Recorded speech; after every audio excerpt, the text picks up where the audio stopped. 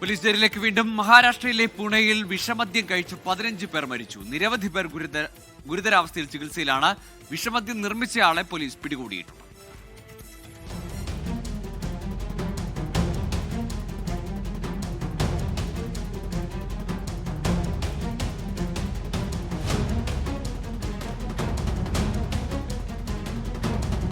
പൂനെയിലെ ഹഡാപ്സറിലും പിംപ്രി ചിഞ്ചുവാദിലുമാണ് വിഷമദ്യ ദുരന്തത്തിൽ ആളുകൾ മരിച്ചത്.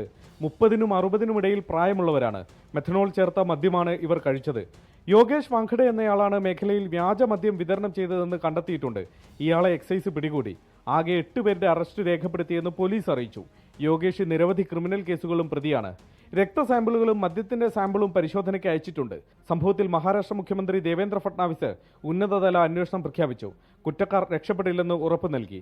മുന്നറിയിപ്പുകൾ അവഗണിച്ചത് പോലീസിന്റെ വീഴ്ചയാണെന്ന് പൂനെ സിറ്റി പോലീസ് കമ്മീഷണറുമായുള്ള കൂടിക്കാഴ്ചയ്ക്ക് ശേഷം NCP ശരത് പവാർ നേതാവ് രോഹിത് പവാർ ആരോപിച്ചു. 24 മുംബൈ.